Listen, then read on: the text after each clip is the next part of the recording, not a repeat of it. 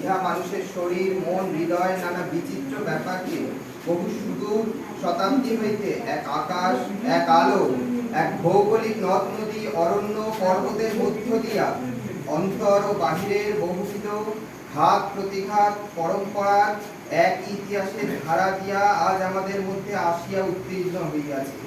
কালীচরণ বাণিজ্যে জ্ঞানেন্দ্রমোহন ঠাকুর, কৃষ্ণমোহন বন্দ্যোপাধ্যায় খ্রিস্টান হইয়াছিলেন বলিয়াই এই সুগভীর ধারা হইতে বিচ্ছিন্ন হইবেন কি করিয়া? জাতি জিনিসটা মতের চেয়ে অনেক বড় এবং অনেক অনন্তর। মত পরিবর্তন হইলে জাতির পরিবর্তন হয় না। ব্রহ্মাণ্ডের উৎপত্তি সম্বন্ধে কোনো একটি পৌরাণিক মতকে যখন আমি বিশ্বাস করিতাম, তখনও আমি যে জাতি ছিলাম তৎসম্বন্ধে আধুনিক বৈজ্ঞানিক মত যখন বিশ্বাস করি, তখন আমি সেই জাতি।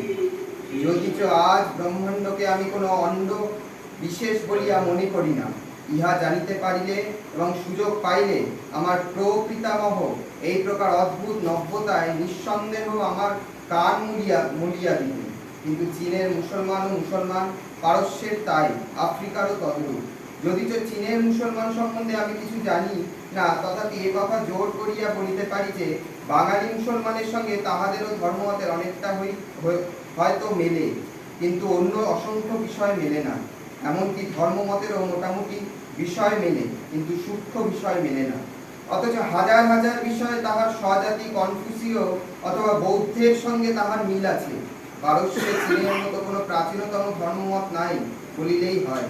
মুসলমান বিজেতার প্রভাবে সমস্ত দেশে এক মুসলমান ধর্মই স্থাপিত হইয়াছে, তথাপি পারস্যে মুসলমান ধর্ম সেখানকার পুরাতন জাতিগত প্রকৃতির মধ্যে পড়িয়া নানা বৈচিত্র্য লাভ করিতেছে। আজ পর্যন্ত কেহ তাহাকে ঠেকাইয়া রাখিতে পারিতেছে না। ভারতবর্ষ এই নিয়মের ব্যতিক্রম হইতে পারে না।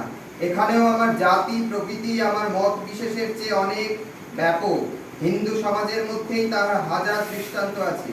যে সকল আচার আমাদের শাস্ত্রে এবং প্রথায় অহিন্দু বলিয়া গণ্য ছিল, আজ কত হিন্দু তাহা প্রকাশ্যেই লঙ্ঘন করিয়া চলিয়াছে।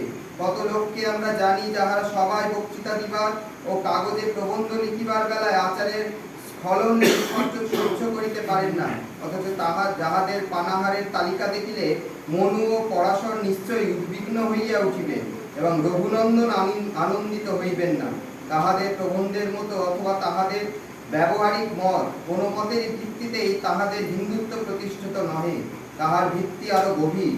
সেই জন্যেই হিন্দু সমাজে আজ যাহার আচার মানে না, নিমন্ত্রণ রক্ষায় যাহার ভাগ করার বিধান রক্ষা করেন না, এবং গুরুবাড়ি আসলে গুরুতর কাজের ভিড়ে যাহাদের অনবসর ঘটে, তাহারাও স্বচ্ছন্দে হিন্দু বলিয়া গণ্য হইতেছে।